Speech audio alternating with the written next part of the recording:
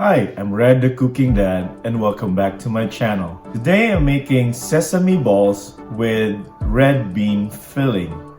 I like sesame balls because it's crispy and you can smell that sesame in it, as well as a surprise when you open it with this red bean filling. But first, if this is your first time visiting my channel, then welcome. Please don't forget to click on the subscribe button if you want to learn how to cook easy, simple, but delicious dishes. And click on that notification so that you get notified when I upload new videos. Now back to the video.